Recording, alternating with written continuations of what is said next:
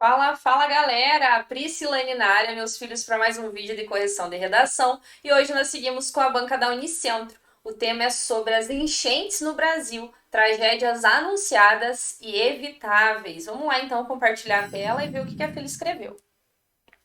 Desabrigados pela irresponsabilidade, o drama do povo brasileiro. Vamos lá.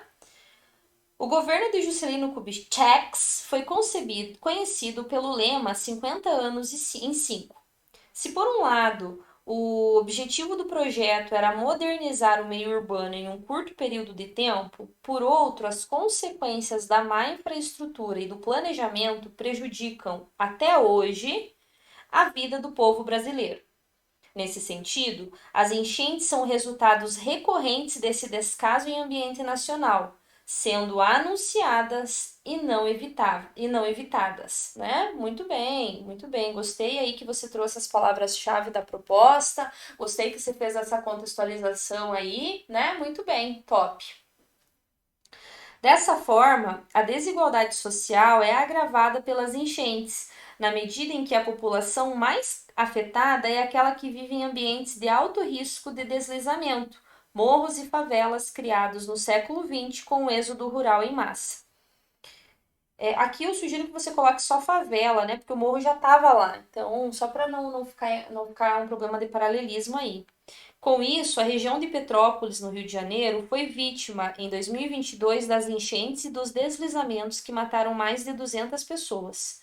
Portanto, a marginalização dessa parcela resulta na tendência a tragédias absurdas, fragilizando a segurança dos mais desfavorecidos.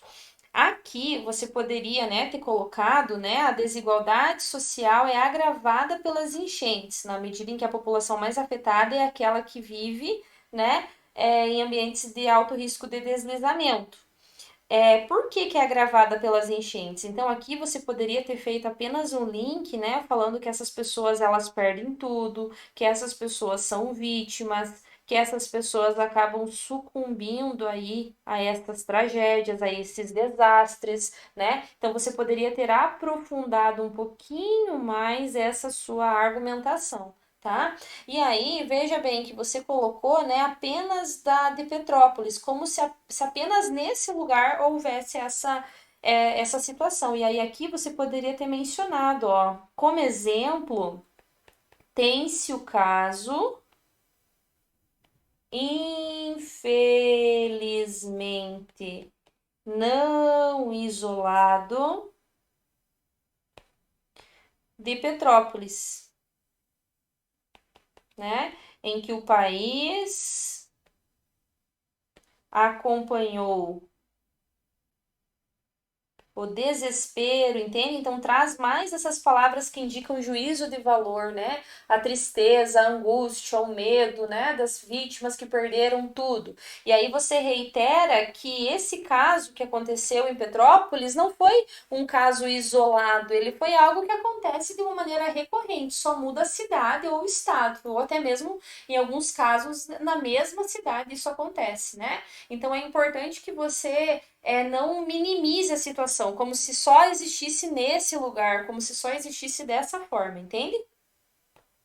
Ademais, a falta de planejamento urbano nos municípios fomenta as catástrofes ocorridas pelas enchentes. Tal ação é agravada pelo escoamento superficial, causado pela infiltração limitada do solo, que, devido às intensas chuvas, inundam as cidades.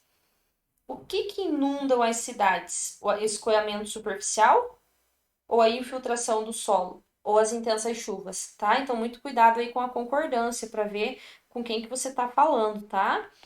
Além disso, a crônica Queixa de Defunto, de Lima Barreto, faz uma crítica ao poder público sobre a infraestrutura dos centros urbanos mal planejados. Assim, o autor metaforiza a estrada para o inferno como a vida de quem sofre com a irresponsabilidade estatal, o que vai ao encontro dos impactos da alta pluviosidade e do escoamento superficial na vida dos brasileiros, né?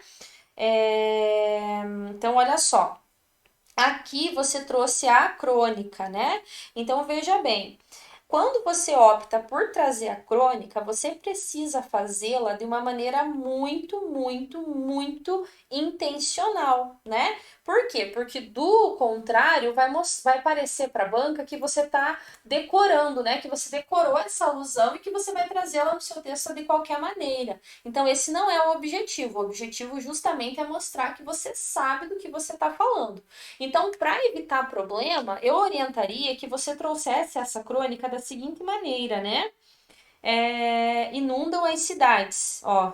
Inundações e desmoronamentos que ceifam vidas e destroem sonhos, né? Sonhos, né? E destroem sonhos. Ou seja, a estrada para o inferno se materializa nessas enchentes.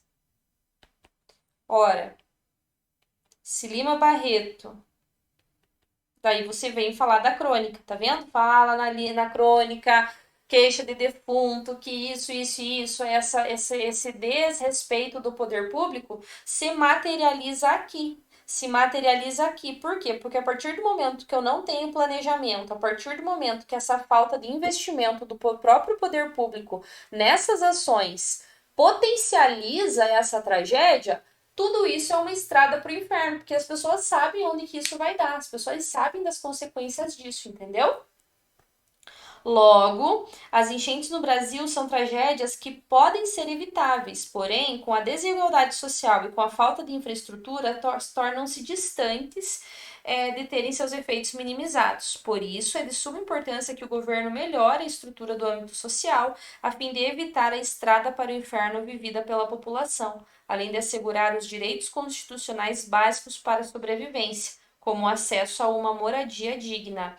Não tem crase antes de uma e uns, umas, tá bom? Não tem crase aqui, beleza? Moradia segura. O título você colocou, né? O drama do povo brasileiro. Já que você fez, né, várias menções aí à estrada para o inferno, você poderia ter colocado assim, ó, estrada, por exemplo, a estrada para o inferno contemporânea, sabe? Só para tipo fazer uma alusão aí àquilo que você desenvolveu no texto, para deixar ele bem amarradinho, tá? Poderia ser uma opção aí, tá bom? Vamos lá então, minha filha. Bora aí escrever redação. Estamos firmes no propósito. Continue aí produzindo. Bora escrever redação? Bora, minha filha!